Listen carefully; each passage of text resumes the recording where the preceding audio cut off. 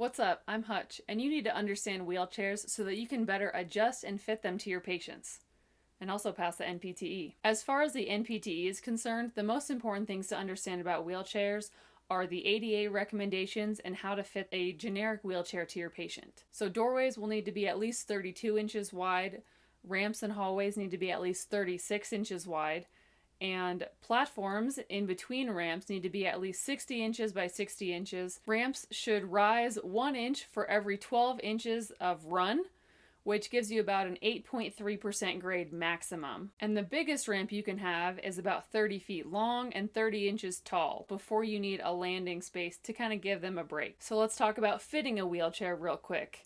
There are 4 numbers here that you really need to remember. Seat depth is measured from your butt to your knee pit, minus 2 inches because you don't want the seat to cut into your legs. The average seat depth is 16 inches. Seat height is from your heel to your knee plus 2 inches because you don't want your feet to drag on the ground and you don't want your legs to be cutting into the seat. Seat height on average is 20 inches. The back height is measured from your butt to your armpit minus 4 inches because you really want the seat to end below your scapula. Average seat height is 16 inches. And finally, seat width should be the widest part of your hips plus 2 inches to allow for bulky clothing, with around 18 inches being the average. So those are the main things you really need to know for the NPTE, but we're going to run through the different parts and options you have for different wheelchairs because you may see some questions on that, and it may be important if your patient needs some kind of special equipment or adaptations. So first we'll look at the frame. A lighter frame is made for sports.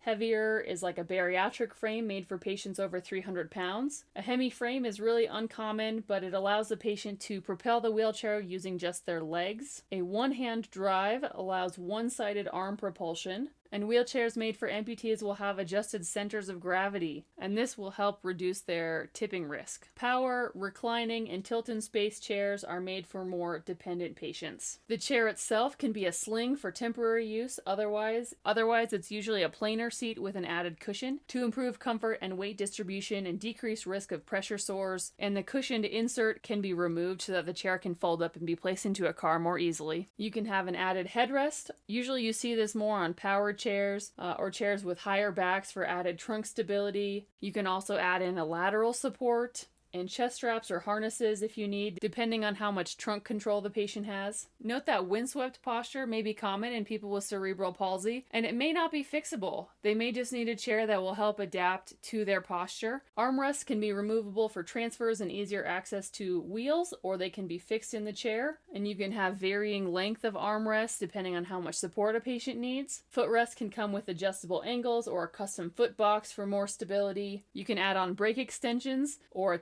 operated brake, and the wheel rims can be varying sizes and have projections or a covering to increase the friction and allow the patient to propel themselves more easily. Finally, for those with power chairs, they can control them via a joystick, a sip and puff control, or head controls. Usually patients with a spinal cord injury of C4 or above will need one of these last 2 types of controls because they won't have much motor control in their hands. Now it's time for NPT Jeopardy!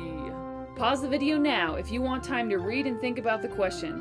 Otherwise, you've got 5, 4, 3, 2, 1. Remember, when measuring the back height of the chair, you are worried about that back digging into the shoulder blades, and those end lower than the armpit, so it's usually armpits minus 4 inches. Hopefully that covers all of our bases. If not, you can always check out the description box below for a link to my notes on Etsy, or you can comment with questions or suggestions for videos I should do in the future.